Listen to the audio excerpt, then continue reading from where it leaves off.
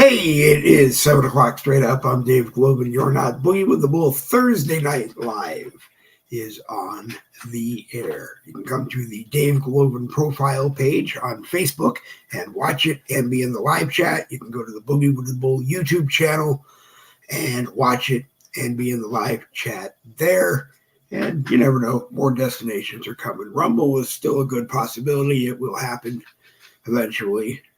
And any place else. Matter of fact, I'm thinking about going back to the old-fashioned days. The old days where you set up your StreamYard studio at like 6 o'clock in the morning. And then you took the YouTube channel link and you just spent the day posting your YouTube channel link everywhere you could. On Facebook, on Rumble, on True Social, on Twitter, on any place else I wanted to be. And then when you went live at 7 o'clock, you were everywhere. Jerry Michaels will be here momentarily. Let's see. Jen Woodruff was invited. Michael Anthony was invited. William Rayfield was invited. Stephen Tolliver was invited. And if I forgot to invite anyone, if you're in the link group, it's there. And if you're not in the link group, then it's right here. StreamYard.com/3Y69C3T9J8. That's the link. If you want to come on, copy it down, write it down, do whatever you have to do, copy it, and come into the live chat. Give me a moment here to fire up the live chat on the Dave Globin on the Dave Globin page. Usually it is harmless to do or very easy to do. In a perfect world, we would automate it and it would be done. It would be done the way it should be, but there it is. All right, the live chat is now open on the Dave Globin profile. I see that William Grant is there. Let me kick this back. Jerry Michaels, like I said, will be here momentarily. And other than that, William Grant is here. So if you're watching, come on in. And not much to talk about that's any different than we've been talking about lately. I took a good nap this afternoon, so I'm a little more awake tonight than I am on other nights. But I'm not going to tell you anymore that, you have to wake up. You have to enlighten. You have to this. You have to that. If you don't want to and you're happy living your life that way, don't. If you're not happy and you want change, then my suggestion is put people around you that you want change with and go out and try to make it happen. Make it happen, not try to make it happen. Go out and make it happen. And if you can't get to where all of these people can't get to where all the people are at, make sure there's someone live streaming it so you can, okay? Because to me, keyboard warriors are just as effective and just as important as those people who are in the trenches, because I'm a keyboard warrior, but I'm in the trenches with the people who are out there just because I have to be a keyboard warrior. That's why we do the broadcast. So again, come on into the Dave Globin profile. You're on Facebook. Take the link. It's on the page right now. Join me if you want. Tell me what's new and exciting in your life. If you do social media like we do, tell us what you're talking about on your broadcast or when your broadcast is on. Lots of good ones on Facebook, and I love to promote them and let people know. And I hope that you watch everybody. Don't just watch one person. It's like I hear people every day. Oh, I watch Dan Bongino every single day. I watch Alex Jones every single day. I don't ever miss an episode. Watch all of these people. Then formulate your own view, your own opinion, speak for yourself, and go out and do whatever it is you got to do. Because I'm not taking anything against Alex or Dan.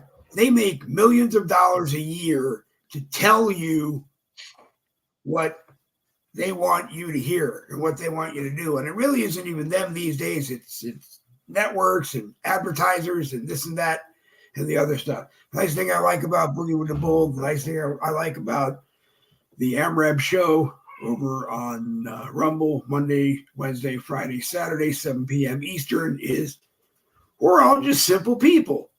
We turn our cameras on and we talk to each other, all friends. Most of us have been on everybody else's broadcast since the internet was invented. And, I'm not going to tell you to do something that I wouldn't go do myself, but I'm not going to tell you something that I'm going to go do and expect you to go do it just because I told you to go do it. So anyway, now that the dogs have stopped barking, ladies and gentlemen, the co-host of the Stars, Mr. Jerry Michaels, whose mic is off. How you doing, Dave? I'm doing good. How are you? How you doing? I'm doing good. Right. I took a nap this afternoon, so I'm a little energized. So go ahead, Jerry. It's your turn.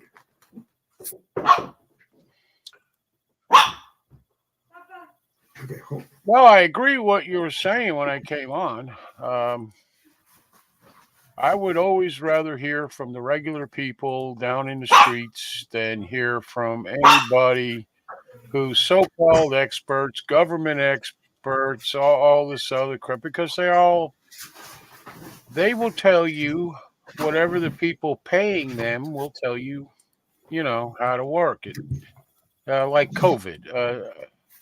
I don't know anybody now that believes the government experts, but there were plenty of them then, and nobody ever stopped to question anything or anything. We were questioning stuff from the start. I don't understand why. I mean, I grew up in a generation where you didn't trust anybody over 30. Okay, and remember that, Dave? Yeah. You questioned everything, and all these people, nobody's doing it. I was like, wow. Well, all I have to say about it is Omicron, when that was the latest variant, it went through this house. Donna got it. She was sidelined for a couple of days with really what just looked like a bad flu. I got it, and that's exactly what it was. It was just a bad flu. Slept all the time, didn't eat.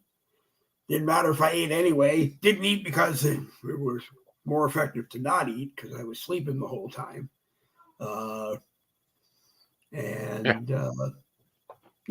Here I am, as brain dead as I was the day before I got it. So, I just wish that the government. I just wish the government would come clean, and if their whole intention in all of this is to try to get a chip in my head, at least be honest and tell me that's what they're going to try to do, and understand that I'm not going to go along peacefully and let them do it. Go ahead, Jerry. No, I agree. I don't know about the chip in the head. I don't know about any of that, but I can tell you this. Somehow it seems like it was some kind of test for something. We see if we can make them stay home, see if we can make them do this. And I got to tell you, if enough people would have just got up and went to work, got up and, wanted the restaurants open and whatever, that would have happened. Because what people don't understand is that there's more of us than there is of them, and they actually can't stop us from doing one damn thing unless we want them to. Okay, and we're long past the days where these people, including the police, are on our side.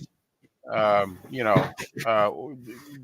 sorry, that's just not the case. And if you've never had police interaction in your life, or just one or two, and it didn't go horribly, you're lucky. Because go on the internet and look. There's thousands that are just you take your constitutional rights from the minute they walk up to your car, and you give them away. I mean, by talking to them. They get mad when you don't talk to them. You don't answer their questions. You don't do this. You don't do that. And That's not being on our side. No. They're supposed to be here to protect us and to, uphold the laws we have, and they break most of them. The most of the stuff they write tickets for, like speeding, they do all the time. Okay, and when it comes to the government, we've lost control of the government. The government hasn't. We have allowed the government to control us. Yep. Every last one of us. So if I go out and break one of their mandates, I'm going to get arrested. If 5,000 of us go to the same place and break one of their mandates, they're not going to do jack. Okay, because it's more of like in Florida, everybody's armed. I mean, when they know it. I'm sorry. It has become time for us to stand up and be counted somehow. I just wonder if they actually thought it would be this easy, that they would just tell us what they were going to do. They were going to take us over. They were going to change the rules. Because, well, if they did, I guess we just played right into it. Hang on just a second. But well, I mean, Dave, look at the flu shot. The flu shot's been out for how many years? Every year, millions of people get the flu shot. And they still get the flu, and nobody stops to say, "Hey, wait a minute," because there's 50 different flu variants, and they have to guess at which one to give you for that particular year, and so you may catch a different one. But millions of people are doing this. They already know we're going to do it. They already know we're going to do it. But don't they take any time to think about, you haven't gotten your shot yet, but the star quarterback on your high school or college football team gets the shot, and at the game on Saturday drops dead. And he was in perfect health and had scholarships because he was that great a player and that good in school. And,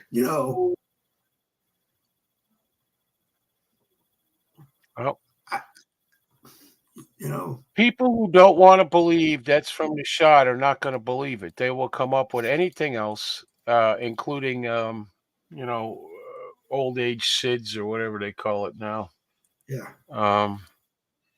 Sudden adult death syndrome, I think it's called. Yeah. And then they don't ask what that is because nobody ever explains what that is. And they don't explain it because they'll tell you they don't know, just like with SIDS. They don't know why SIDS happens. They have ideas. They don't know for sure.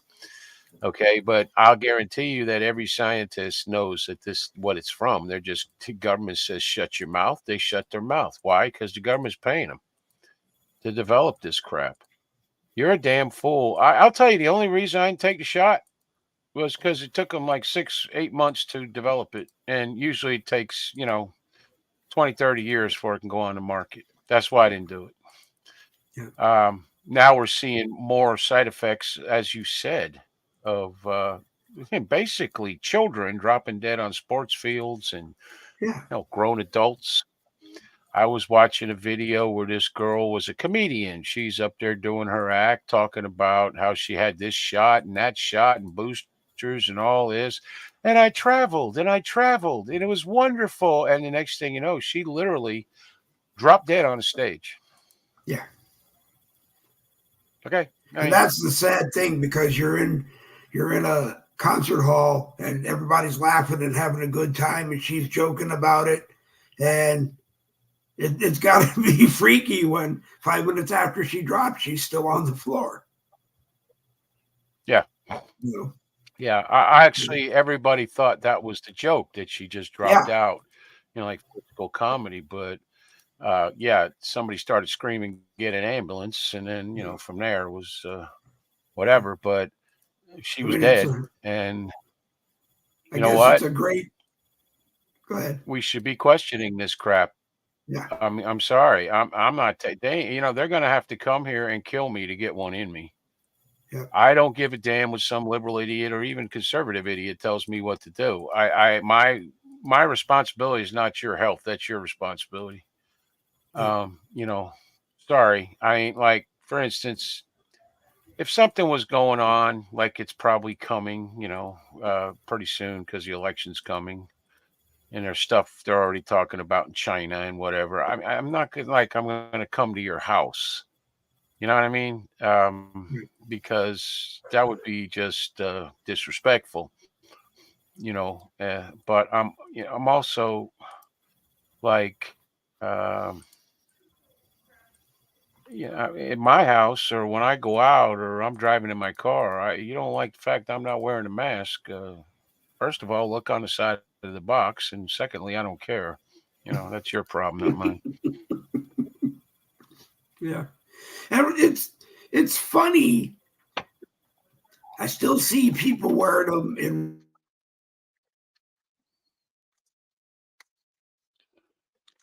BJ's, and I don't understand why anybody at BJ's is wearing them. But Yeah. Well, but we then don't. again, No, we don't have a BJ's. Well, I think there's one in Gainesville or something, but we don't go to it. But like, I'll see him once in a great while. I'll see him at the Walmart or the Winn-Dixie or something like that. Uh, every once in every once in a while, I'll see him driving in their car by themselves with one on. yeah, That's kind of hilarious. I saw one the other day in Gainesville. Yeah, I hate this. I hate this. The ones who carry the mask off their ear, just leave it looped over their ear. I hate that shit.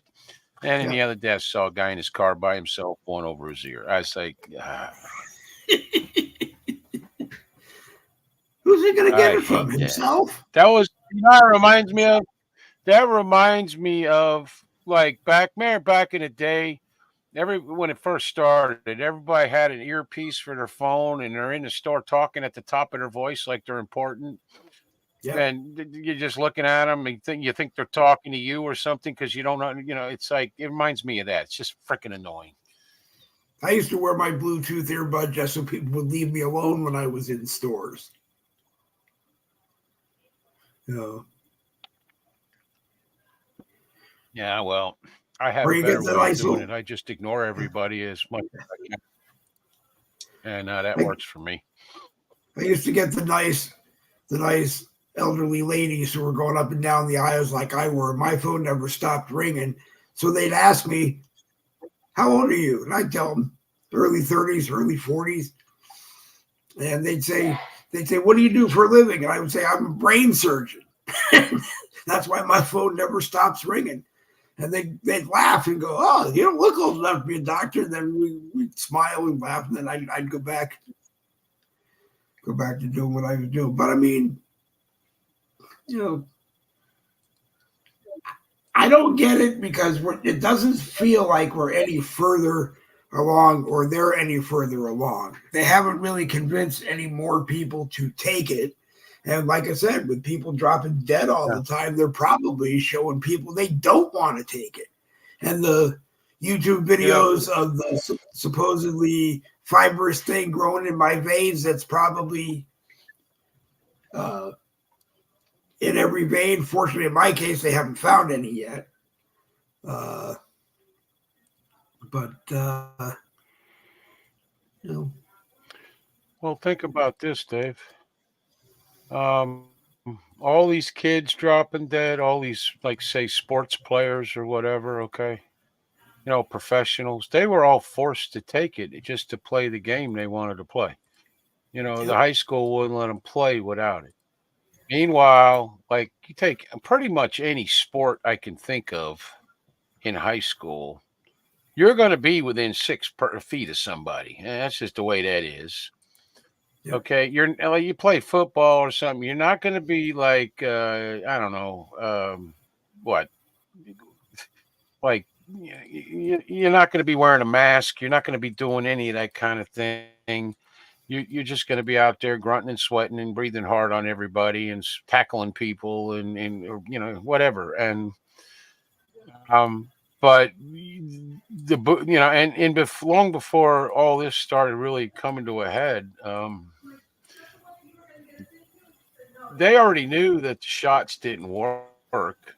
Yeah. Okay, and it was obvious the shots didn't work because people with them kept getting COVID. And so I'm not, the whole thing where we're keeping everyone safe. No, no, you're really not.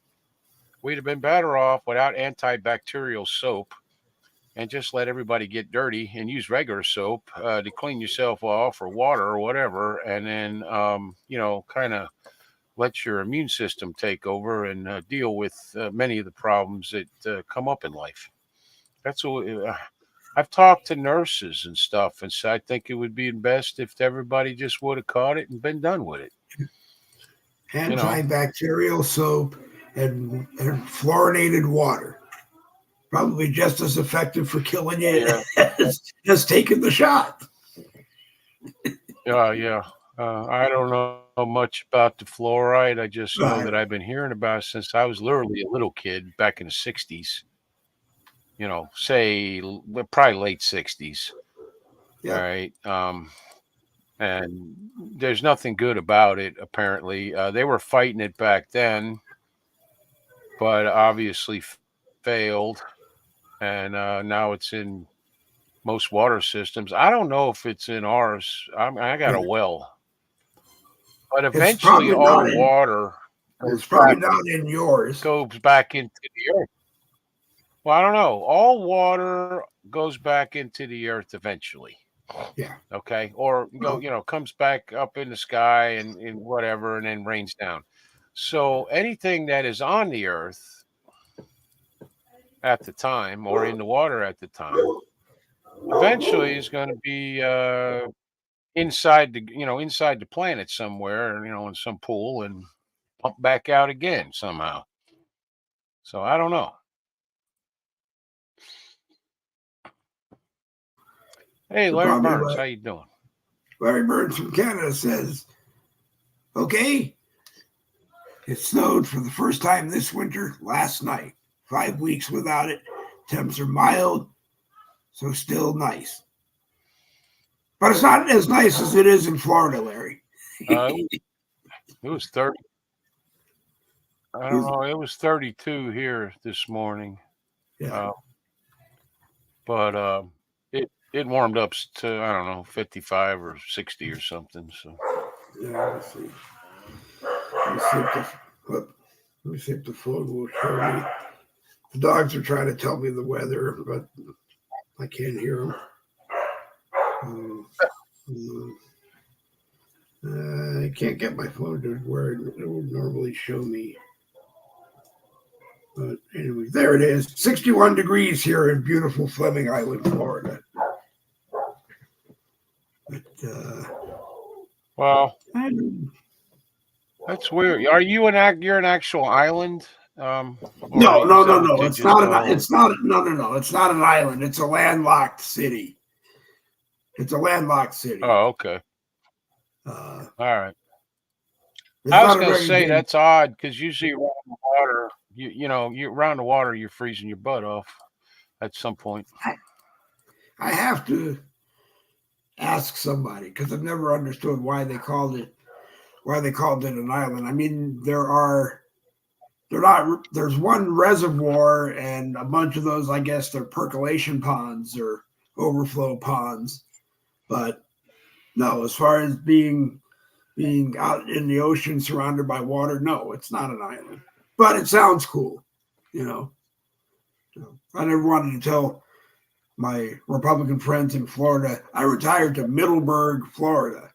I say, I retired to Fleming Island, Florida, and they go, whoa. Yeah, it sounds better. It does. Yeah. I agree with Alan. I'm thinking of going to the baking soda thing. Although I don't have a lot of teeth left to brush, but baking soda works pretty good. And the taste, I don't mind the taste. Yeah. A weird taste, but I don't mind it. A lot of toothpastes have swallow it, I guess. Some of the natural ones I know have it. I think Tom's from Maine, I think, has it in some of their toothpastes. But I A don't lot know. of them do because it's baking soda is an excellent cleaning agent, and along with 10,000 other things it does. So I don't know. I think, truthfully, we need to try to at least get back to as much natural things in your house as possible. Like I'm getting ready to start making my own laundry detergent again. I used to. I quit, but I don't know why. But soaps, you know, and all that kind of thing because the stuff that's in all this stuff is just junk. And you can buy like Sasquatch is a like soap and they sell all kinds of natural crap, but they're expensive. It does cure heartburn. Yes. Yes, it does cure heartburn. I forgot about that actually. Alan, put that in some hell, you just use water or something and swallow it. It makes it go away. And it doesn't have I think the stuff today, like, Tums, and I think it's got like aluminum or something in it. It's weird. I don't know. But Yeah, put a little bit of baking soda in your morning coffee. I don't know Actually, about that. someone That will, that, that someone seems a will little probably, far. That seems a little far. well, someone will I don't know. probably start selling a line of flavored baking sodas just for that. Have pumpkin spice, Well, flavored baking soda coffee. uh, I had pumpkin spice one time I think it was a coffee. And I drank like 2 gulps of it and threw it away when got a regular one. I hate that shit. Uh, you're welcome, We Jerry. Half ounce of teaspoon or half a teaspoon with 8 ounces of warm water. Yeah, I'm sure it does. Yeah, I don't know about the warm. Well, I guess the yeah, warm water will dissolve it better. yeah. Um, I know I've used it for cleaning stuff. Um, Vinegar is another thing that works really good. Just you got to cut the smell with something else because the smell. I hate the smell of vinegar,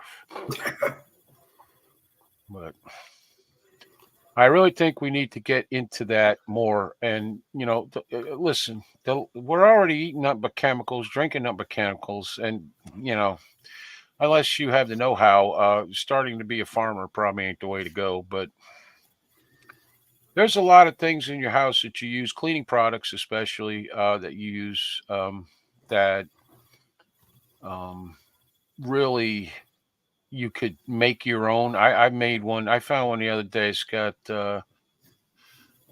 it's mostly water. You put your vinegar in there. You put some lemon juice. You put what else? Oh, dish soap. They say Dawn, but you can use any kind you want. And I'm number one. Like it cleans really well, like countertops and stuff like that. Also, what it does is if you like the dish towel or something you're using gets a stain on it from you're cleaning or doing something, whatever, you spray it on there and it will take the stain out. But you got to do it when the first time. Once the stain sets, nothing takes it out. But I hate pine salt too, Larry. When I was in the Marine Corps, that's what they used to clean the floors. I mean, you mop the floor with pine sol, and I just hate that smell. Yeah. Hmm. Yeah, vinegar is very. If you mix vinegar and baking soda together, you do get a reaction. You can clean rust off of tools or cast iron with vinegar. I have literally filled up a thing out in the barn with vinegar and laid some rusty tools in it, and it cleaned them up beautifully. Uh, so That or a 6-pack of Coca-Cola. That doesn't work as good. I've tried that. Plus, I've watched a lot of videos. That's usually the least one. Now, if you're in a pinch and somewhere near a store and your battery's got a lot of buildup on, the car won't start. You can pour that Coca-Cola on there. It'll eat the whatever that white shit is off the battery posts and stuff. Probably eat your stomach too. Don't spill it on yourself while you're pouring it in there. I don't know. Somebody cooked up some Diet Coke one time in a pan. I'm never drinking Diet Coke again. Just watching that. Is that the one that Margarine. it looks like it was just a black blob? Yeah. That was terrible. Yeah. Margarine is another one. I forget what they made margarine for to begin with, but they didn't sell it or something. So I don't know. They added some salt or something and made it into margarine. Told everybody it was better than butter. There is nothing better than butter. I'm sorry. They had some extra petroleum that they had to sell. Yeah. Well, okay. I don't. Cheese. You guys were all talking about cheese the other night.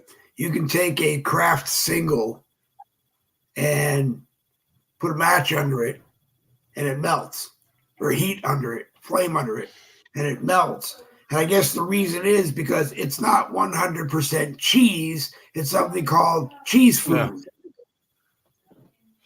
Yeah. And First of all, I ate Kraft singles when they first came out, the individual wrapped ones. Mm-hmm. They weren't actually horrible to tasting. The last one I ever ate, I was so bad, I threw the rest of the package away and went and bought regular cheese from the deli. Yeah. I can't afford that now because it's like $8 a pound. But we used to literally buy 5 pounds of cheese slices at Winn-Dixie at the beginning of the month. It cost like $32. Yeah. But God, it was way better. Way better. Yeah. Made you want to live. Yeah. And I love cheese. I do. I love cheese. Yeah. I don't have a death wish yet, so I want to eat stuff that tastes good. Them individually, you know what they remind me of? Being in jail. Them individually wrapped cheese slices remind me of being in jail. Because when back in the day, you went to jail, they would serve you like 2 pieces of bread for lunch, and the bologna that still had the red thing around it, the cheapest one you could find it. It used to be like 99 cents for a pack of it in the store. Yeah. And then the individually cheese slice, and then, like a pack of mustard or mayonnaise or something. And I opened up the box it was in, and there was a big old pubic hair on the bologna. And then I was lost. I can't do that no more. No, there's none of that. No. Cheap bologna I can't even get down anymore. Yeah. Haven't started yet, Alan. I actually keep forgetting to. I got to do it here. I'm going to have to go buy another thing of fucking cream. But I really want to try that. I love butter. Butter is butter's good. I don't understand why butter's actually not bad for you. No. Butter is not bad for you. Well, you know what, Dave? Here's the deal. Like the government and their scientists, right? They have conditioned us to believe that all the foods that were handmade and stuff, like say the 1800s, right? Or the 1700s, or back in the day when they had to make their own butter, make their own bread, grow the crops, all that kind of stuff. It's better, to buy it at the store. It's good for you at the store. It's, everything in the store is good for you. The diet stuff will make you lose weight. But in reality, it will not make you lose weight. It's not any kind of nutrition to it. All the nutrition has been taken out of the food in the store. You taste like homemade bread that you make yourself. Say with instead of using bleached flour, you use like brown bread flour and all that kind of stuff. Mm-hmm. It tastes way better. Yep. There's no way around it. It tastes way better. Butter tastes better. I don't know. Yeah. And the all natural stuff they sell at the store is so damned expensive. You can hardly. I mean, you can't afford. I just spent $432 at Walmart for the month for us, and Uh, I have to tell you that if we started buying the all natural crap, oh, we'd be out of luck. They want to yeah. phase out farmers. Yeah, I don't know. It seems like they do, but look at the cows. I keep saying this for years now. Look at a cow. Look at a picture of a cow from 1700s as compared to a cow today. Okay, that's why when they had these great herds and they would do the trail drives and stuff, just 5, 10,000 in a herd. Now they're selling 15 or 20 at a time, if that. Yeah. All right, Not good. and back then they were getting, if they were lucky, $10 a head. Now it's 1,500, 2,000, 3,000 a head. It depends on the size of the cow. The bigger they can make the cow, the bigger they can shove them full of steroids and shit. Yeah. Sad. Very sad. And it's the only way they can stay in business. Because nobody can have a herd 5,000 cows in Florida. There's no. I mean, there's probably somebody. I don't know who it is. Skinny ass fucking cows. And you take them to market, and by the time you're done vaccinating them with all the crap that the government says you got to vaccinate them with, and this and that and the other, I want to know what they did in the old days. Okay. I don't want to eat bugs. I don't want to eat any of that shit. I want to eat real, non-drugged, non-poison food. I want to. Same thing with the air and the water. Yeah. I hear you. Hold on. Let me just try to send out a couple of links there. Randy Rhodes, if you want to join us, you're more than welcome. Ichabod Palmer, Stephen. If you're able to join us, you're more than welcome. Anybody who is watching is welcome to join us. Alan McMillan is watching. Larry Burns made us international tonight up in Canada. I know Tina Scott is here. Always a pleasure to have her. Hey, Tina. Jerry Michaels is here. Tina, you still haven't sent me your address. Tina, you got to send Jerry his your address, not his address. You got to send him your address. Yeah. Stephen Palmer. Ichabod is with us. Ichabod Palmer, how are you, sir? Oh, good. Wore out. What you been up to? We slaughtered and killed 9 steers today and got them all cut, skinned, gutted, cut, and butchered, and all hanging in the freezer. Oh, I guess we're coming to your house this winter. Yeah, it's an interesting job. You guys were just talking about the livestock and stuff. I'll tell you what, you can tell the difference in the cattle now and what you could 15, 20 years ago. Yeah. But I really enjoy working over here. It's a winter job. I'm helping out, until I can get my truck back on the road and go back running my business. But I'm telling you, you can see the real stuff compared to what you're buying at the stores. What we're processing and working up. It's crazy. How are prices for how are prices for the real stuff compared to what you buy in the store? I'm sorry, I couldn't understand either one of you. How are the prices for what you're selling, the real stuff, as opposed to whatever it is we're buying in the stores? Well, I bought 10 pounds of pork sausage today for $36, and that's fresh made that I made myself today. And I bought 10 pounds of it. I processed altogether. I did 200 pounds of pork today, pork sausage packaged. And if you went and bought the 30 pounds in a store, what would it cost? Oh shoot! That'd probably be close to $100 easily. Probably easily. $60 or up.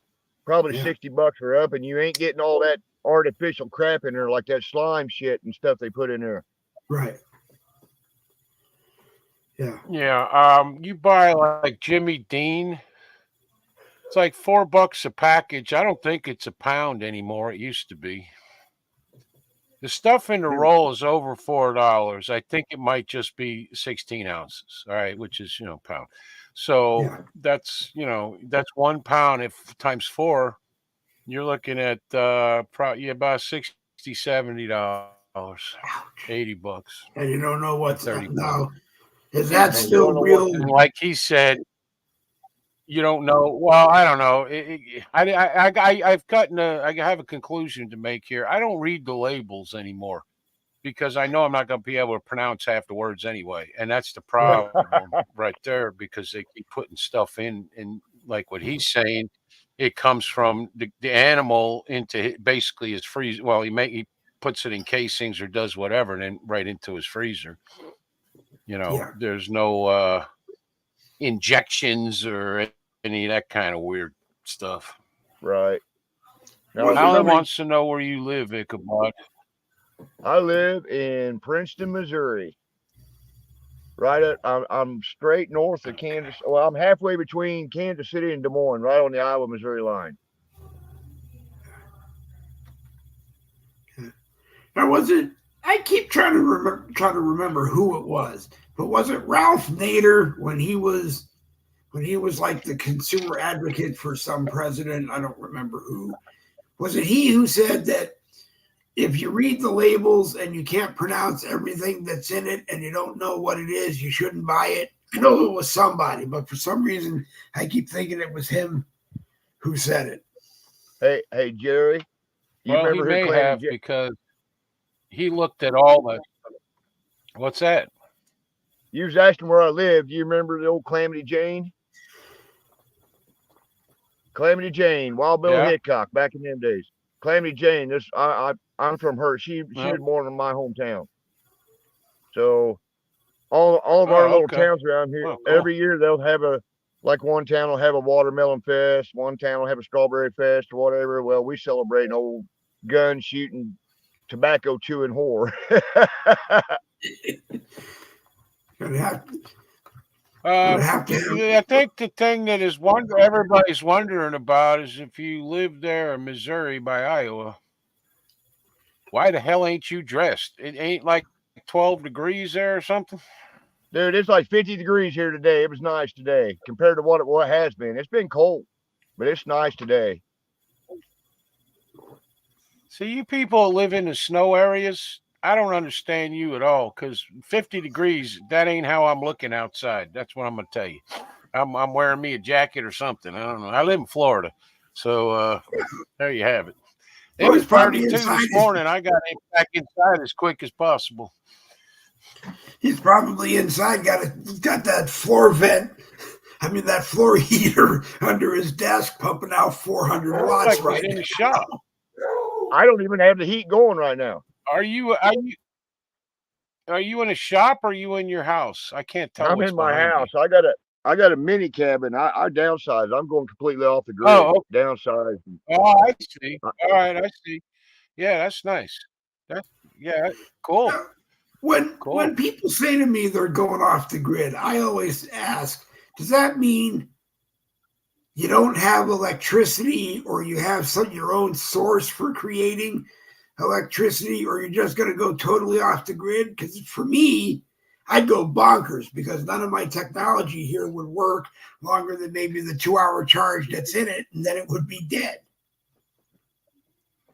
Yeah, the off the grid. I mean, I don't know how he does it, and he's going to tell us. I hope, but I watch these two on YouTube, and they've got the solar power, which works for them. Okay, it'll run everything, but there's so many damn panels. It and then they have a 40-foot. I think it's 40-foot. Storage container where all like the wires and everything come in, the batteries, everything that charges it and comes back out into their house and shop and whatever. But there's a lot of solar panels. That's all I can tell you.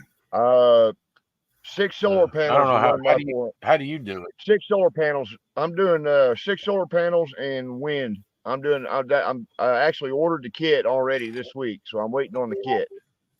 But we're going complete off the grid. I'm going to run wind turbine.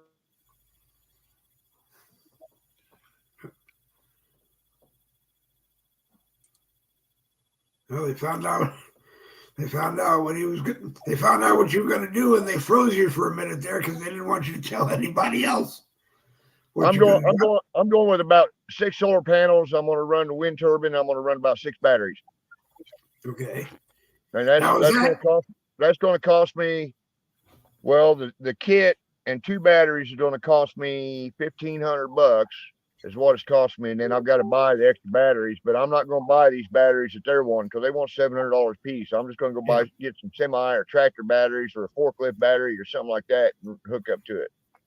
But so does that give you enough power to run your house? I mean, the way I'm used to, or is it? I mean, it should run everything I need. Are you washing and drying by hand, or are you? No, I got a washing machine, dryer, all that stuff. It should run everything. I'm only in a 400 square foot home.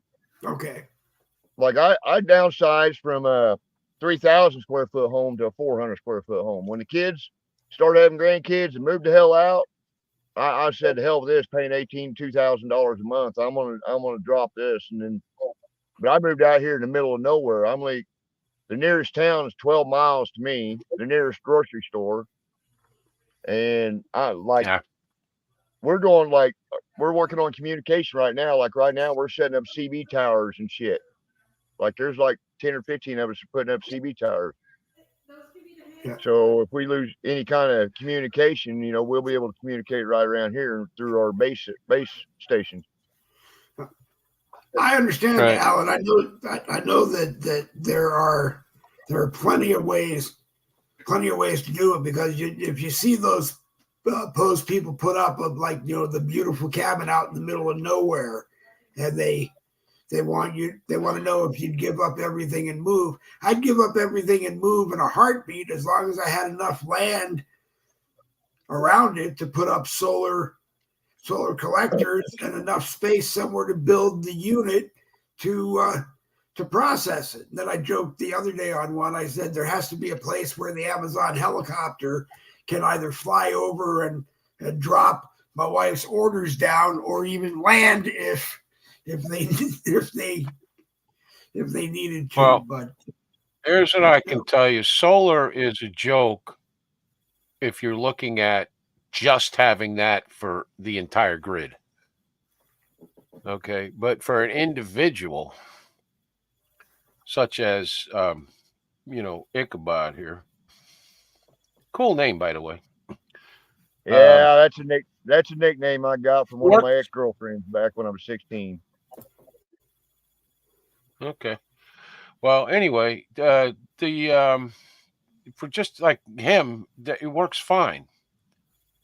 Okay, as long as it's in a clear area where a tree ain't gonna fall on it or anything stupid. And like these people I'm talking about, they had it set up to where it was very easy. Like, I don't know, they live in some northern states, or west somewhere. I don't know, Colorado, I think. But they were able to get the snow off them anytime they need. I think they had a heated thing going on or something. I don't know what it was. I forget now. But it worked. And he welds. They got a washer and like a dryer. It's 220. Stove is 220. And they're able to keep all the lights on for like 24 hours with no problems, as long as it's sunny out. And nobody leaves all the lights on for 24 hours straight anyway. Right. And it works. And it works pretty well. Other than the fact if something breaks, you have to fix it. You can't just call somebody, but, things happen. He did it the way, like a lot of it got donated, but the batteries and stuff is like he just said, they're like hundreds of dollars each, and you need, like, depending on what you have, you need like a bunch of them. So I don't know. $700 a piece for the battery. I would love to do it, but it's illegal in Florida. Is it really? 700. Okay. There's a lot of Yeah. things they say is illegal. Well, hell, you ain't supposed to That collect sounds right. rainwater, but you know what? Hell with them. I'm gonna collect all the rainwater I Right. can. I'm gonna Yeah. filter it Yeah. all. Yeah. You know? My sister does Yeah, in California on her 40 acres. She's got a bunch of different huge tanks that she doesn't care. It rains right into those tanks.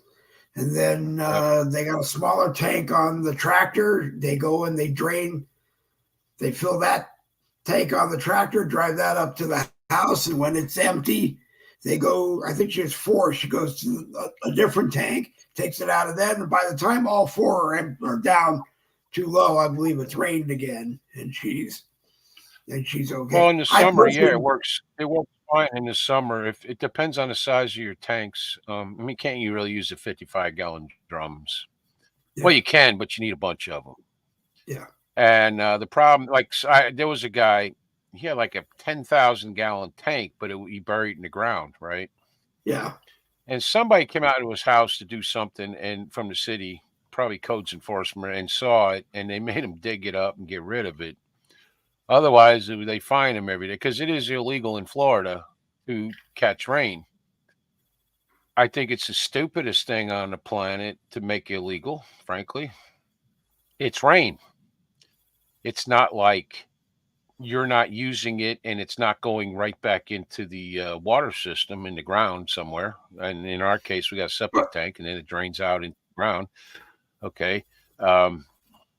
There's no reason to do that other than the government trying to put his thumb on your neck. And Right. It's. I mean, I don't understand either. I mean, if you own 40 acres of land, you should be able to put tanks wherever you want on your 40 acres. Well, capture the 40 acres of water. Although, of course, you don't have you only own the water rights. You only own the top of the.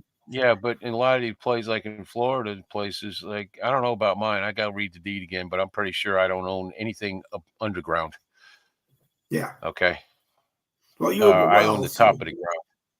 Yeah. Well, yeah. And if that's true, I am technically breaking the law by stealing their water underground. Well, nobody does anything about it, right? Because everybody out here's got a well. But if they wanted to, they could.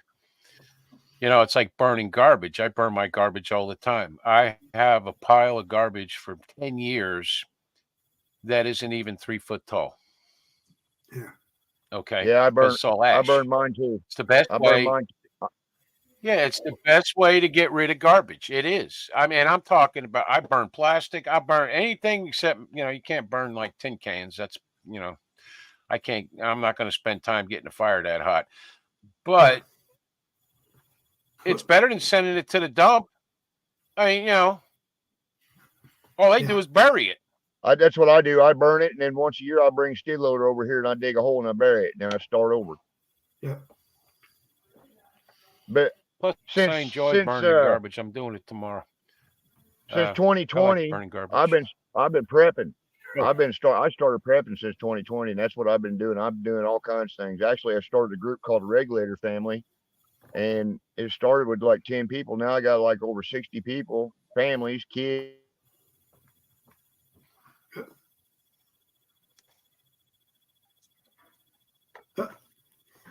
You gotta wait for them to de-thaw. Some of us got chickens, some of us got cattle, and we're just kind of bartering and doing all kinds of different things.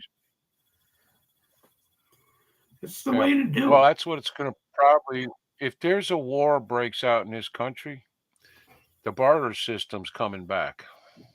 Yeah, because money's not going to be. Our money's already useless. Can you imagine if we are in some sort of war?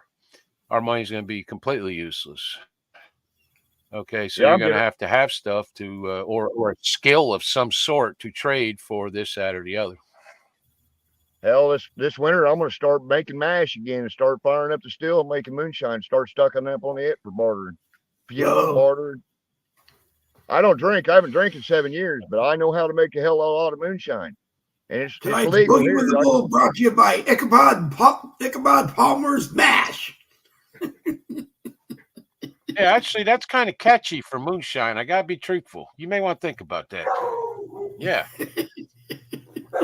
buy some bottles, buy some stickers. You'll be in there. I can have 100 I don't gallons know. on my property per person, so I can have 100 gallons. My wife can have 100 gallons, and we can keep it here legally. Oh, okay. And I'll tell you what, it works Okay. for fuel. I promise you. Oh It'll yeah. clean the piston. It'll clean the pistons and everything Better right out. gas. You can make it, you can keep it, you can't sell it, I assume. You can't sell it. Okay. But barter, you don't sell, Well, you you can trade if you for, just you know. no, you don't. Hey, You I can. don't. And you know what else? If he sells it, the only problem would be for him is if he got caught selling it. Right. Okay. I can take. Hey, Back in I the could day take when the donations for the moonshiners were jar. big, because of the I yeah, take do that. donations. Yeah, there you go. Take donations for That'll the work. jar. I'm gonna make it and have it stocked up for bartering purposes. But I got a greenhouse out I don't here. blame you. I had an acre gardening last year, but next year I'm just going to till the whole yard up as garden. I'm not even going to worry about mowing next year. I got 5 acres, and I got one of these pieces of property that is completely surrounded by trees, and you can't see the neighbors and so forth. And I only got one neighbor anyway, so it doesn't really matter, really. And I got to find some way to use the ground, although it would take a lot because it's all sand, and uh, you'd have to bring in a lot of stuff Yeah, I to hauled make in 3 dump truck anything loads of grow black dirt. well. I hauled in 3 Yeah, dump truck loads of black yeah, dirt. And then I save coffee grounds and eggshells and banana peels and all that, and I throw it all out there and till it all up in there. Yep. yeah. That Then I got I just that's like mulch, not mulch. yeah, What do they call that in the barrel? Yeah, it's fertilizer, whatever. But yeah, Yeah. yeah, fertilizer. exactly. Well, I live. See, the thing I was thinking is I live around a lot of cattle ranches, Oh, manure. Manure, yeah. Manure. and I mean, there's people out here that will go on somebody's pasture, pick up some old cow shit, put it on the ground, and like put tomato There it seeds is. in it. Compost. Just keep That's it the damp fancy and, term and for watered and stuff, and they grow right through.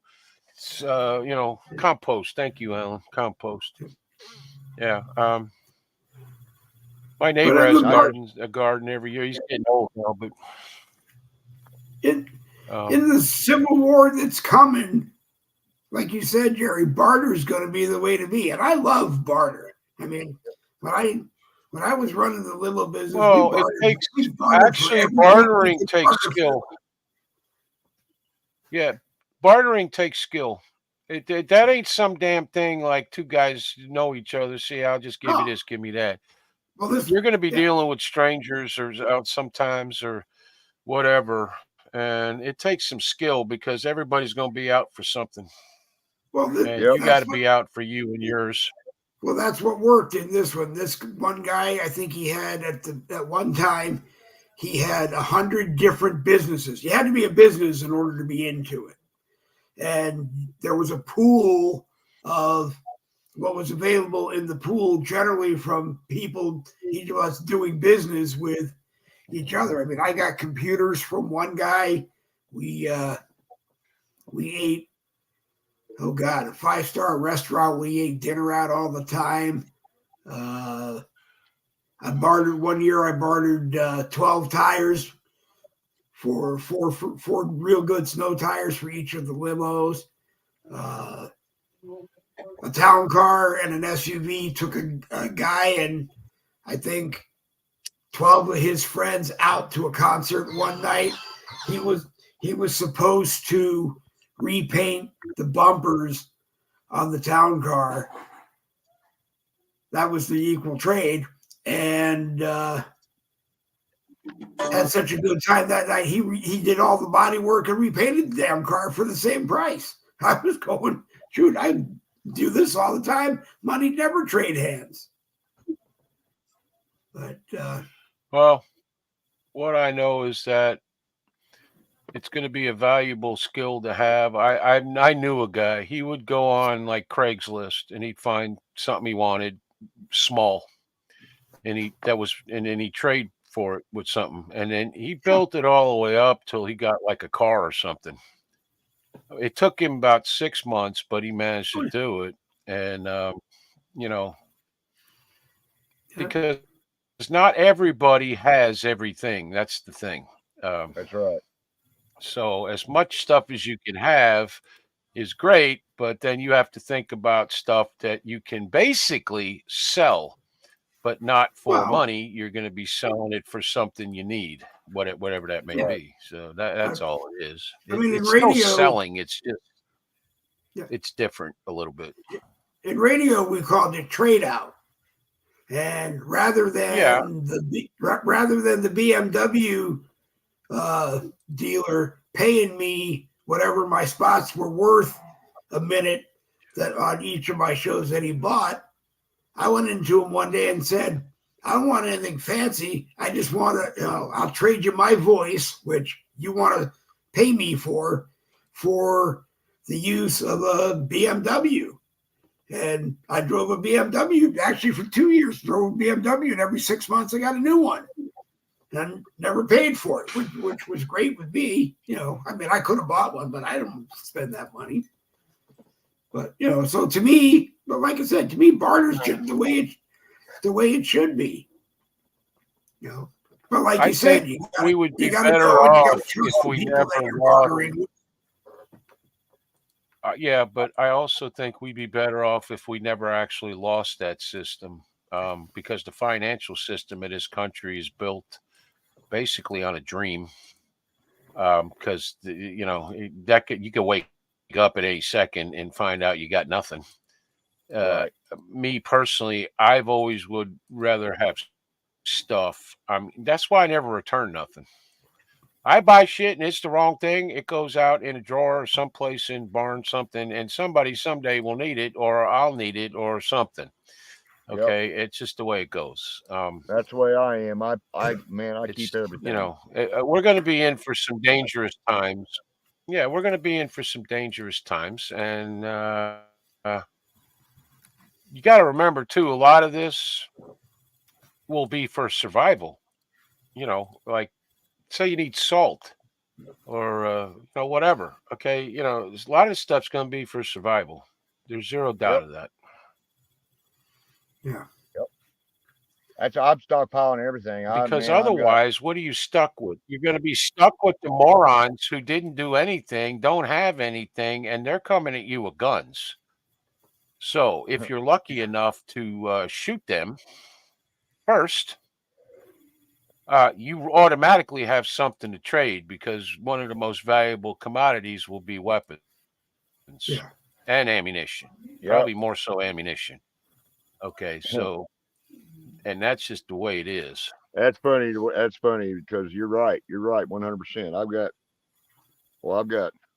You can't see it. I got a big ass foot locker right here, an ammo box. It's full of ammo, and I got some of my 2 gun cabinets, and I'm stocking up on Yeah. everything. Guns, ammo. I got a Is it- knife. I got knives all over this house. I bet I got 100 knives.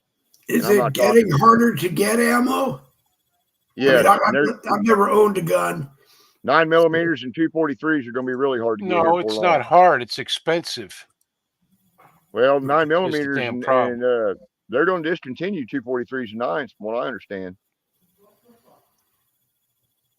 9mm like a Glock, like a handgun. Handgun, yeah. Handgun, Okay. yeah. But I've been stockpiling everything. My wife brings these big tubs home and grease containers, big containers from her Well, what work. the government has decided, and let's not take the guns. Let's just take the ammunition, so that the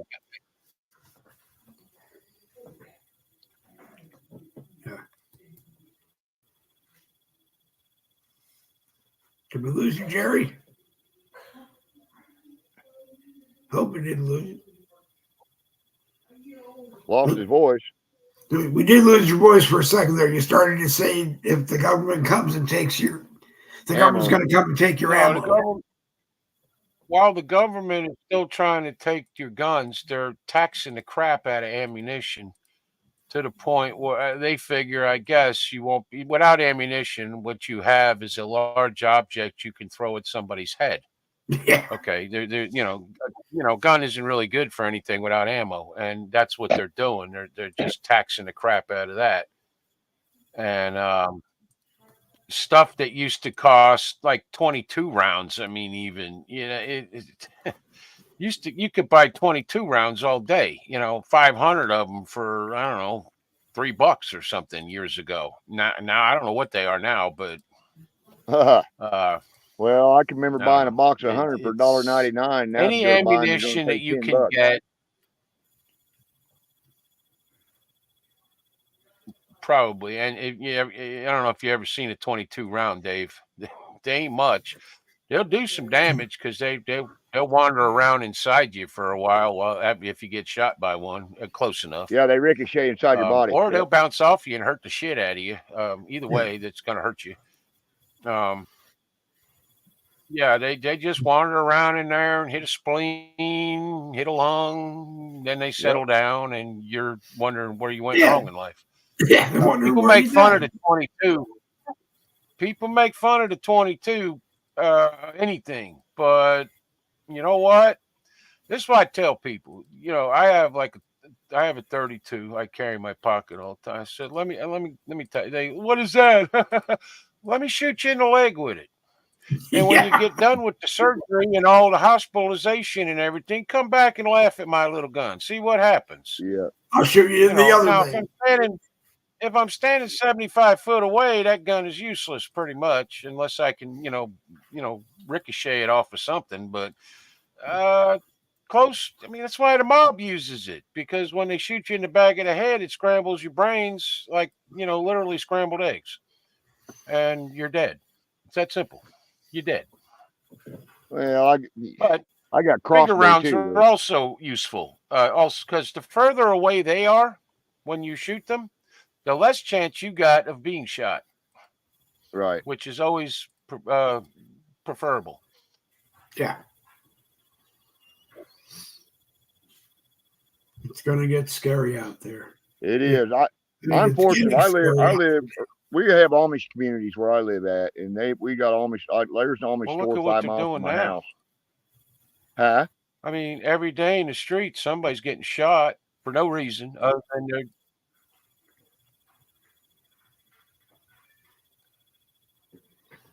Go ahead. Well, I was saying I'm fortunate. I'm fortunate. I live. That's all right. Go ahead. It's all right. Go ahead.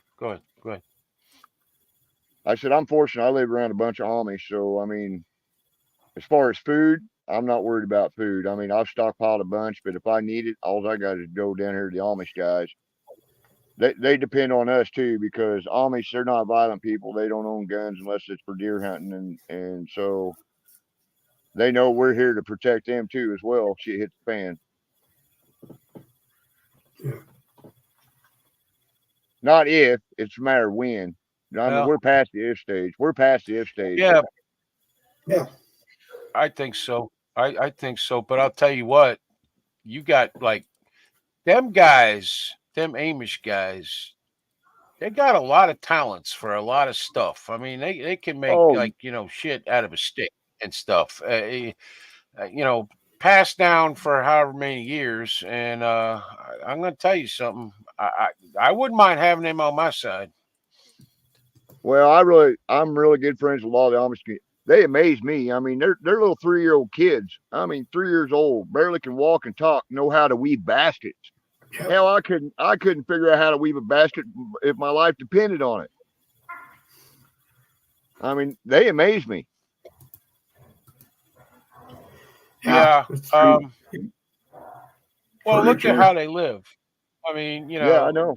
The real Amish don't have the lights and all this, and they still manage to feed themselves, have money, all that kind of thing. A lot of money. A lot of money. Yeah.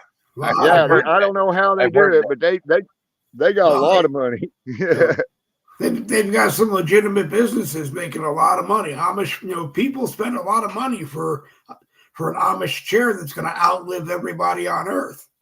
Well, hell, their kids start working at 2 and 3 years old. As soon as they can walk, they're working. Yep. Hell, they walk that's at the old way. 3 or 4 years old. They walk 4 or 5 miles to go to school. Right. That's the old way, though. The old way was when you lived on a farm, when you got to play and do all that crap until you were old enough to hold a hammer or something or whatever tool you were having to use, and you went to work, because if you didn't work, you didn't eat. Right. It's that simple. Yep. Yeah. And somewhere along the line, we lost. That's why we formed our group around here, because we're trying to teach the next generation, the millennials and the other ones that are, I'm sorry, but the millennials are not very smart. But we're trying to teach them and bring back some of the old traditions and the old ways, man, because I'll tell you what, it's dying. People know what, hell, you can't take a kid and show them a rotary phone and they wouldn't know what the hell you're even talking about. Yeah, you know what I mean? Or how to use it. It's amazing how dumb some of this new generation is. It's because we let them sit in the basement and play video games, and they didn't have their asses beat. They don't know respect. They didn't have their asses beat like we had growing up. Hell, I had to go out and pick a switch to get my ass whooped with when I was growing up. But then again, 20 years ago, you spank your kid's ass, somebody turned it in, then you go to jail for child abuse. The government stepped in there just raising your damn kids, Then you do it today, you're going to get life in prison because the school's supposed to do it for you. Oh, yeah. My niece told me last night. Started in the 70s. Yeah. That shit started in the 70s where you can't hit your kids, you're abusing them. And all the books started coming out of how you're supposed to treat your kids like an adult. And talk to them, and I can tell you this, that never worked in my house. No, for me, neither. You got whacked in the head or something happened, okay, or your dad laughed at you when you jumped off the roof and splattered on your face. That was funny. Yeah, that kind of shit. There were no pads wearing bicycles, none of that kind of thing. We did shit that was stupid. There's zero doubt of that. But we survived it, and that's how we learn not to be as stupid. Okay, it's simple as that. In this, we were talking about this the other night. Every summer, every kid is fighting to get into the best camps and the best this and the best. We went outside and played and beat hell out of each other. And jumped sand dunes with a Schwinn bicycle that didn't work, and you'd hit the sand and you'd go flying over the handlebars. Everybody laugh at you, and then you did the next day. Okay, that's what we did. We played basketball, played football, all this kind of stuff, and we enjoyed it. And we were socialized. Everybody pretty much got along, and the ones you didn't get along with, you didn't hang out with. It's very simple. Everything was very simple. Yeah, that was camp. Yeah, it was. That was day camp. Your mom opened the door, kicked you out, and said, "Come back for lunch, or come back for dinner." Yeah. Oh hell, I wasn't allowed to come back in the house till the security light come on. Yeah. And then half the time we didn't come in then. Yeah. Karen here says something that we were just talking about, how they don't take the shots or nothing, and they don't have the ADD or ADHD or whatever the hell it is. Because when I was a kid, they'd had me on pills for that shit. Because I was boarding school, and I liked school because all my friends were there, but I hated the classes. That was the problem. But I was constantly talking. They'd have had me on 15 pills. Half the kids in America are on these friggin' pills, and we wonder why they're shooting up schools. Yeah. Yeah. And there's people on the internet will tell you every one of these idiots that shoots up a school is on one of these stupid pills. But the scientists don't want to admit that because Big Pharma don't want to admit that. Right. Now, I'm not saying every kid on that's going to shoot up a school, because that's not true. There's a lot of factors that go into shooting up a school, including the parents. But, I don't know. I got to tell you, what used to work the best is I still hear it. I can still hear that sound of the belt coming out of the pants, and my father. Yeah, and that was your pill right there. If and my dad was pretty easygoing most of the time.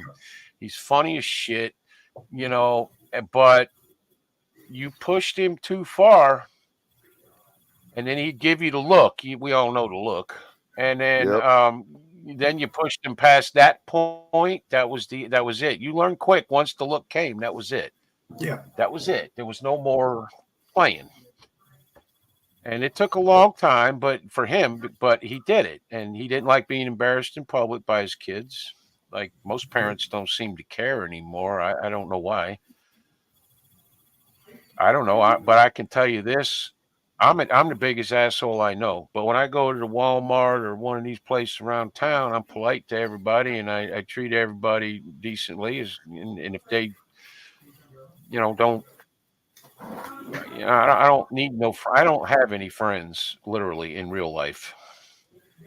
On the internet, I have friends. I don't have it in real life, but I do have, I'm also the guy, like, if I see somebody broke down the side of the road, I'll try to help them out too. Yep. But because I learned all this crap when I was a kid, that's what you do. And you don't have to be a hero. You just, how much does it take to be polite and at least civil in town? It don't take nothing. Hey, It don't Jerry, cost a dime. Jerry, if we live closer, I'll be your friend. Well, somebody should be. I actually I'm have an- some of the best friends I've ever had in my life on the internet because I've known these people for so many years.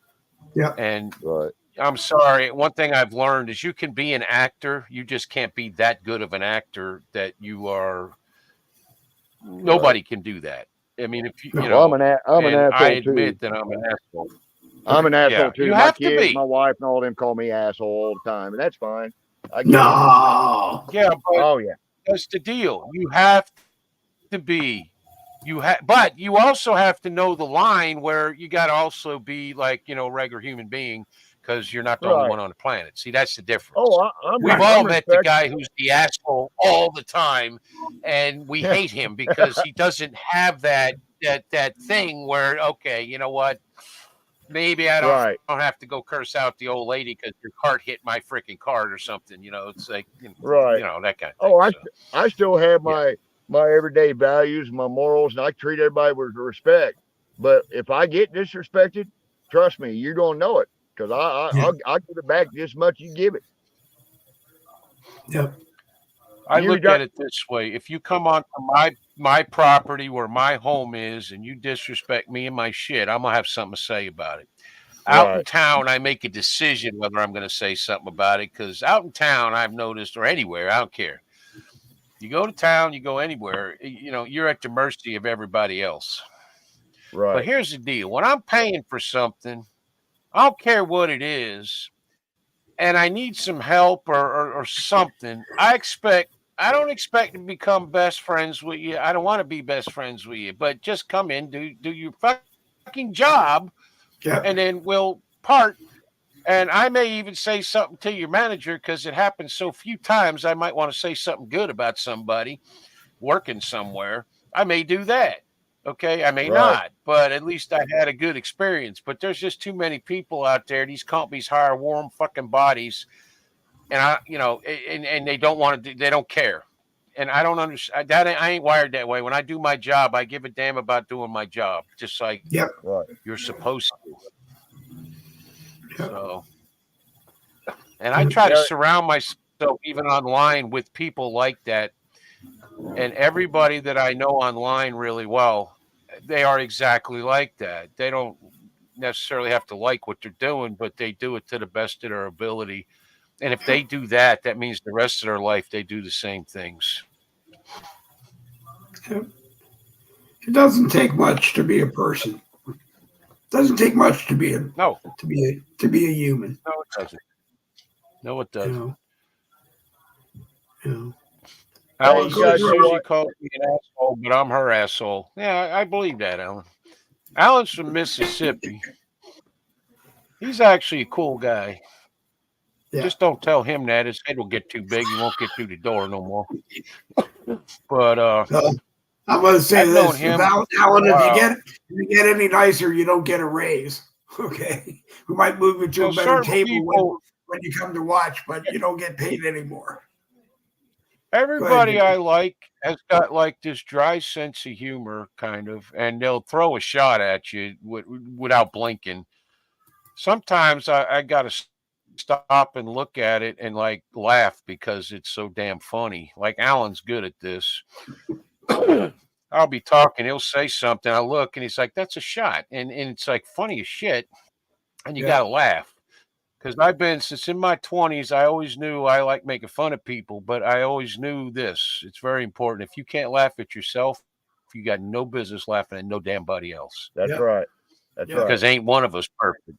That's No, right. Not one of us. no, no, No, that's fine. no. That's I don't right, know. man. When you're pointing a finger at somebody, you got 3 pointing back at you. Yeah, Exactly. And you know something?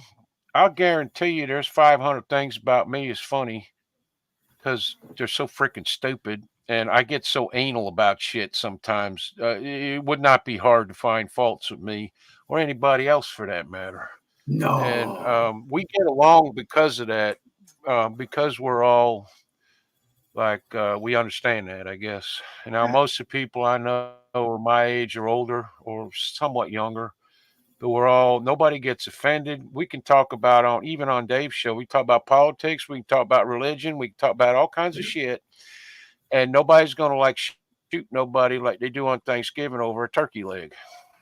I think it's a Gen X thing, man. yeah, I don't know. You know, you guys, Gen X. I don't know how old you are, but I'm a boomer. Apparently, I got in on the last year of that. Apparently, yeah, but our I'm a Gen Xer. childhood was the same as yours. Right. Okay. Um, you grow up in like, well, I was a teenager in the 70s, but I was born in 63, so I'm 60 now. But I look at what we were doing, and then I look at like these videos of what you guys were doing, like the jumping over five people with the beat up plywood and the ramp, Yeah. and that probably would, that's been sitting in the backyard for like 7 years in the rain, and we did that shit too. And the last guy was usually in the line that was laying on the ground. He was the bravest because that's usually who was you was going to run over when you hit that ramp. So, and you know what? I'll tell you right now, maybe we ain't the smartest human on the planet, like book wise and stuff, but we know some shit. We know big words, and we also have mostly just common sense. Like, you, all right, you sit down with something you've never done before, whatever it is, and you can figure it out just by common sense. yeah, All right, and we have that, and these kids today. I'm not saying all of them, but there's a shitload of them out there that they're just clueless. I yeah, Yeah. mean, I've seen the videos where, like he was talking about with the rotary phone, and they couldn't. How can you not figure out how to use a rotary phone? It's not right, that hard, but they right. can't. Or a push They have button no phone. idea. Or a push button phone. Or push button. Yeah, The Yeah, I mean, rotary come phone on. really the yeah. rotary phone really sucked back in the day because if you missed a number, you had to hit that button and start Yeah, all over again. yeah. Well, the push button thing, Yeah. push button phone had the same thing because once you knew somebody's number, you just start punching it really fast, and you could hit the wrong button too. So, but Yeah. Hell, I I don't know. remember Our back phone when. was the only phone I had when I was growing up was in the kitchen. It was my parents' phone, and I know they yeah, wanted it there because where the TV was just the other side of the counter, and they wanted to hear every word that was. And you tried talking low, but they could hear you. Every once in a while, Yep. you heard them turn the TV down a little bit just so they could hear you, Yep. so they knew what the hell was going on. You thought you got all this shit past your parents. yeah. No, I found out after I was like in my 20s, all the stuff I didn't get away with. They yeah, just, okay, well, go ahead. You're going to pay no, it.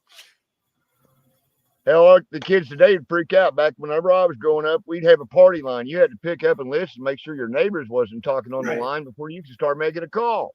right. Yep. We didn't have that, I don't Yeah. think. I don't Well, remember Like that. we did Maybe here. my grandparents. Your parents caught you with I don't know. everything, and sometimes they didn't say. I mean, I remember. It's just one of my favorite stories. My dad had just bought himself a Mercedes, and he went away for a week, and I drove him to the airport in the Mercedes, and I drove the Mercedes that whole week while he was gone. And then I put back exactly the same amount of gas as was in it when I was going to pick him up at the airport, thinking he wouldn't notice. The miles. 4 or 5 years, actually, no, it was probably 20 years later. That's what he said to me. He said, I didn't really care that you drove the car. It was the stupidity of thinking that if you just filled the gas tank back and got it down to reasonably where it was, that I didn't know. Yeah. I never tried that. My dad would have killed me if I took his truck or my mom's car. That would have been. I wouldn't be here today. When I got my learner's permit, they didn't even want to take me out in their car when I got my learner's permit because my dad was just looking at me like, you wrecked this freaking thing, I'm going to kill you. I was like, okay. The next sister pressure. up from me, I guess, was old enough that she and her friends were stealing shots of my father's gin. Really good gin at the time. And he came home from being away for like 2 weeks one time, went downstairs to his bar and made himself a martini. And he's sitting there looking at me going, something isn't right. It doesn't taste right. Then he realized that she probably she drank 3/4 of the bottle of a bottle. The brand was Tanqueray, and that was a really good gin back then. Yeah, it was. And back then. He looked at it and he realized that it was 3/4 of a bottle of water with a quarter of gin. And that definitely was not going to make the martini the man wanted that night. Listen, but he never said anything. Problem with children. This is the problem with children. They're all freaking stupid. Because even when you tell them 50 times, I did that. I know what you did because I did that. They don't believe you. And they believe their little friends at school come up with this story and do this and tell them that and tell. It's like, you're lying. I did the same thing. Right. And it don't get through. It's like the gin, the water in the gin or anything clear has never worked in the history of man, will never work in the history of man, and they keep doing it. And and it was one of my kids, I would have caught it right away because I would have tasted. My kids wouldn't have done it. My kids were older when they became my kids anyway. Me and my buddies did that. My dad's bottled 190 one time, and we filled it back up with water. And he came home. He was a truck driver. He came home one weekend, and he went to take a swig off that, and he spit it out, and he's like, "God damn, that's water." Well, that's what he wasn't goddamn that's water, but he was looking at me, and then. The same thing 20 years later, he told me the story, and he later he admitted that he would have had to apologize if he had said anything to me because he told my sister who did it many years later that he knew, and he didn't say anything, but he knew. So. My house, you stole the liquor in my house. You had about, usually, my parents really didn't drink. So it was like usually around some holiday or another, like Christmas or New Year's, they'd have a drink. So you could get away with that for a year. I mean, all these kids do with all this stupid shit is prolong the beating. I mean, they push the beating down the road until mom or dad figures something out, and then they're pissed because they got fooled. And then you come in the house, and naturally, you lie. That's what you do. You lie about it, which pisses them off worse. Even more. Okay, my lying in my house was you weren't allowed. If you lied, that's why you got to beating. It wasn't what you did. You got to beating because you lie. My dad used to say, "I may beat you anyway, but if you lie, you're going to get out of a lot more crap without pain than if you lied to me." And by the time I about 12, 13, I learned that and became a lot more trustworthy. But I still would throw in a few here and there, and like. They found out I was smoking because I forgot to take the Marlboro pack and put it in the console. And I parked right next to my dad, and I know he saw it. He never said a word about it. But then years later, you realize, I walk in the house on a Friday or Saturday night or whatever. My clothes smells like cigarettes. I smell like cigarettes. Everything smells like cigarettes. So either I'm in a bar or I'm smoking, and they never said a word. I don't. I could never figure out why. That used to drive me nuts. Well, sometimes I think that was see, we didn't get the beatings. We just got yelled at by my dad. But my dad didn't hit me much. My mom did. My dad, I think 3 or 4 times my whole childhood. But I'm gonna tell you something. They were beatings. Back in the late 60s, I did something and got my ass beat. I was covered with bruises from his belt. And back then, when nobody gave a shit, they wouldn't send me to school with all them bruises. And nobody back in the 60s gave a damn if you came in with bruises. Nobody. Teachers, principal, nobody gave a shit.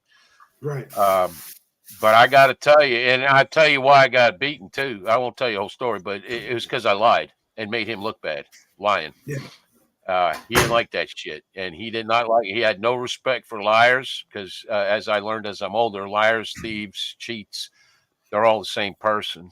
And no matter what you do, if you do any one of those 3 things, you do all 3 of those things. So that was a big thing with him.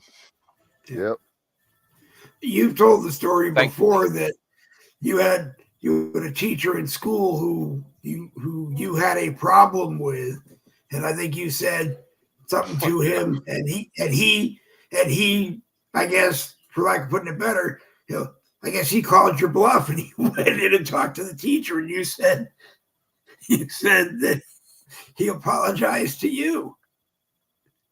Yeah. No, he didn't apologize to me, but he came home and for the first time in my entire scholastic career, I won one. Because it used to be teacher said something, I was wrong, period, end of discussion. That's it. 11th grade it took me to finally find one teacher that was so fucking stupid. Okay, and he went in there and talked, or he called her on the phone or did something, talked to her.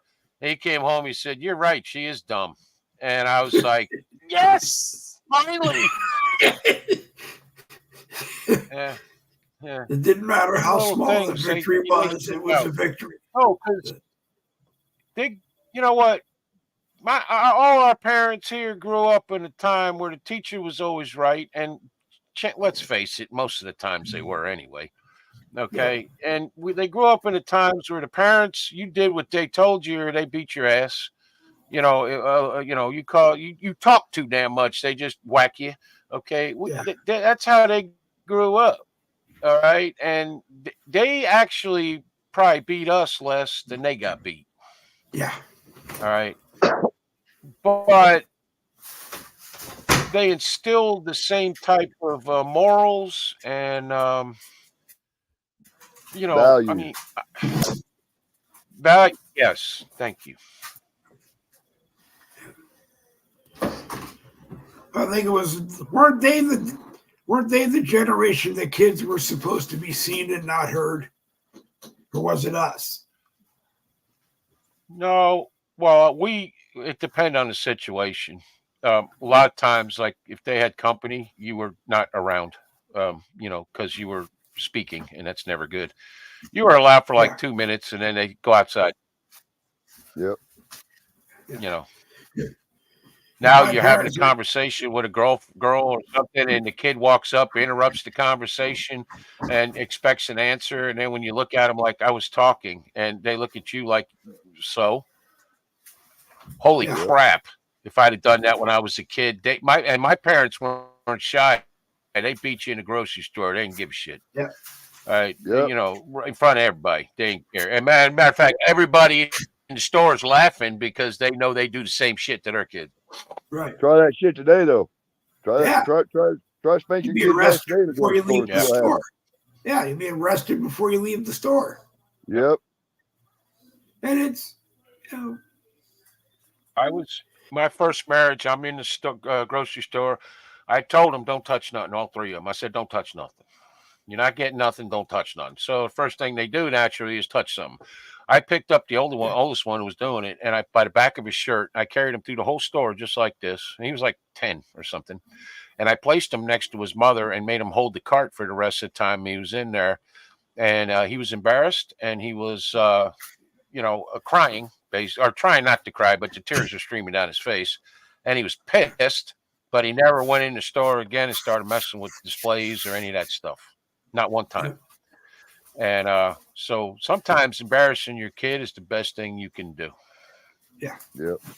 Well, we got, because there were 5 of us and we're fairly close in age, we got really good at grabbing something, throwing it in the cart, and hoping mom didn't see that it got rung up. And then when they got home and mom was unpacking the groceries, I didn't buy this. Well, you must have. It was in a bag that you paid. You paid for it.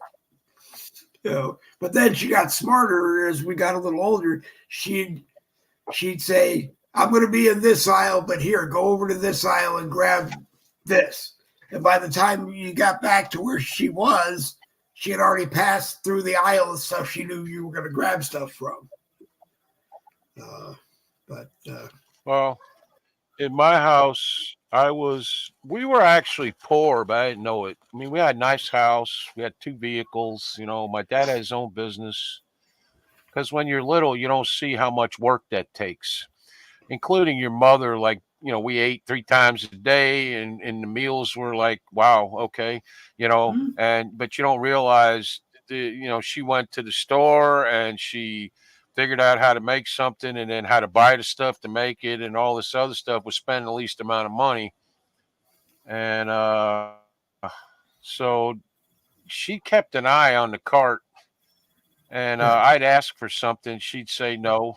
I'd ask for it again, she would get mad, and the third time she would take the damn thing, put it on the shelf, and on the way up from putting it on the shelf, she'd whack me in the head or something, and that would fix that whole thing. Yeah. I got to tell you, if smacks in the head were actually, pills, I'd have been a drug addict. I swear to God. I don't know. I just, True story. True story. Yeah. But Dave, I got to get going. I'm sorry. I know you do, and Jerry. I really appreciate you letting me on.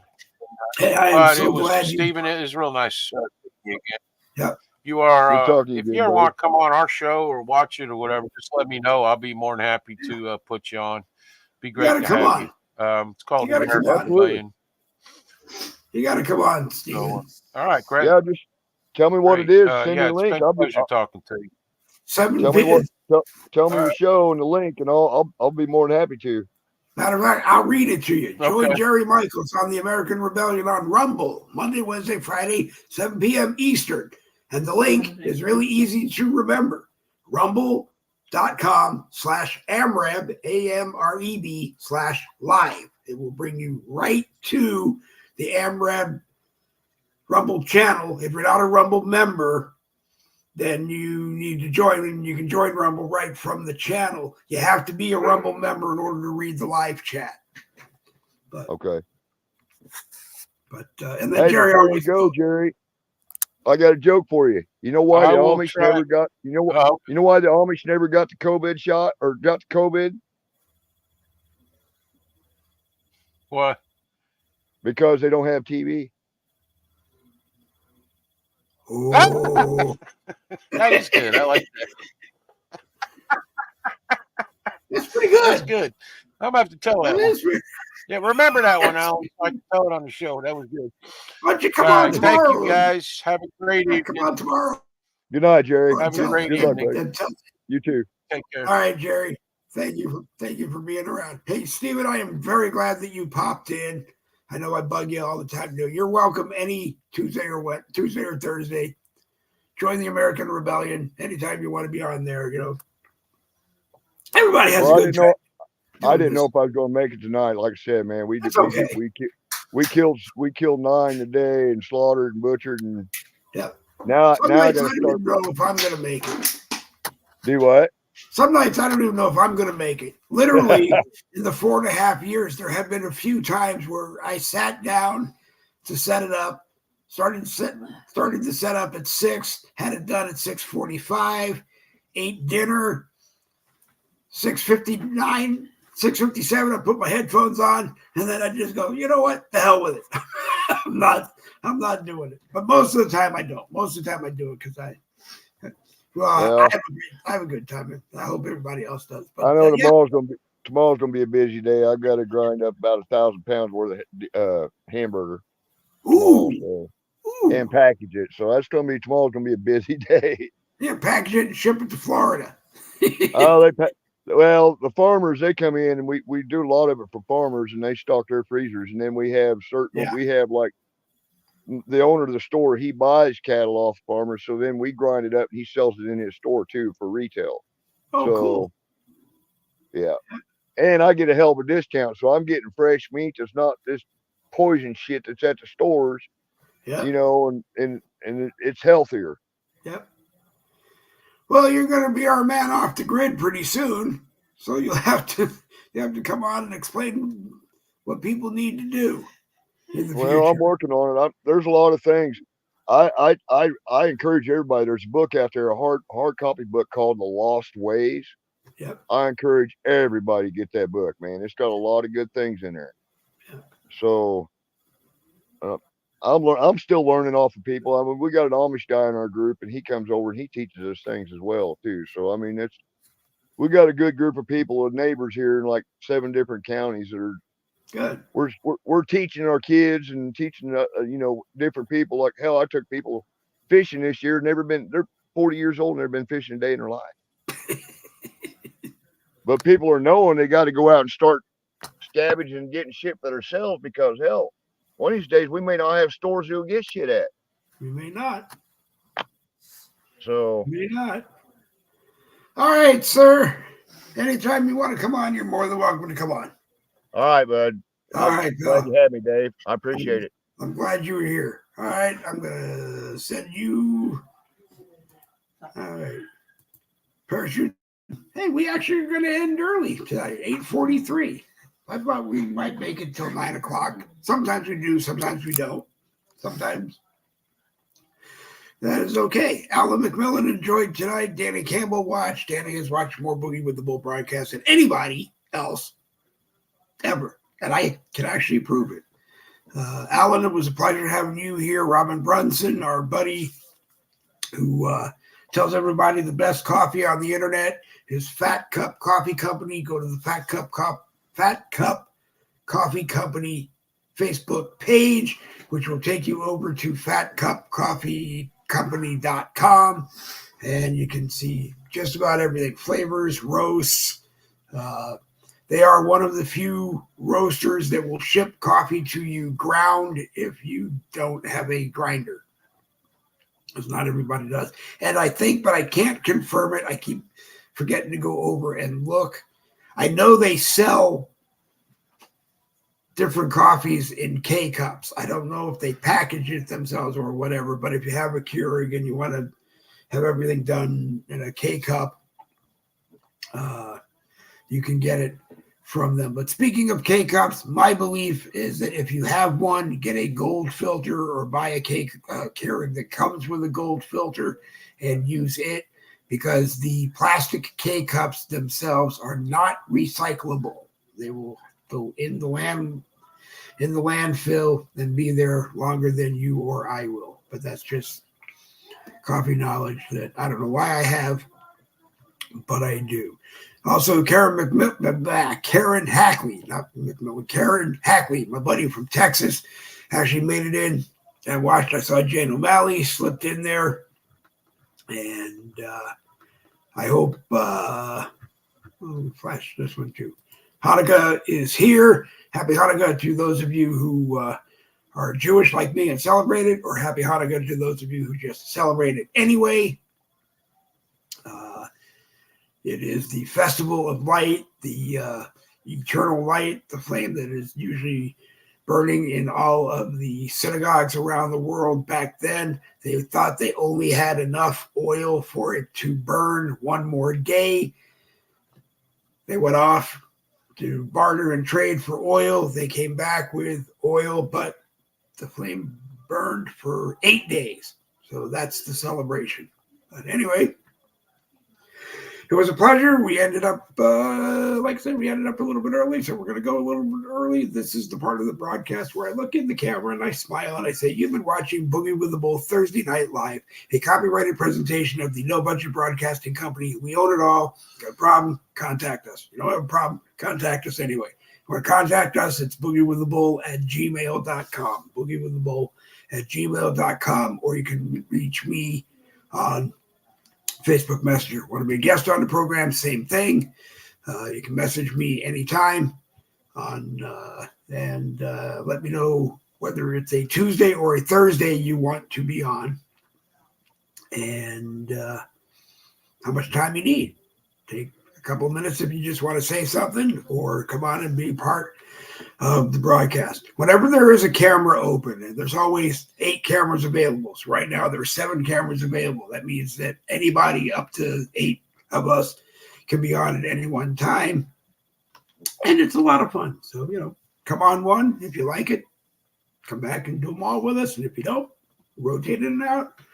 Whatever you want. It's always an open house. Anyway, double V's for victory. This Boogie with the Bull broadcast did in fact end early. One more time, double B for victory. That this Boogie with the Bull broadcast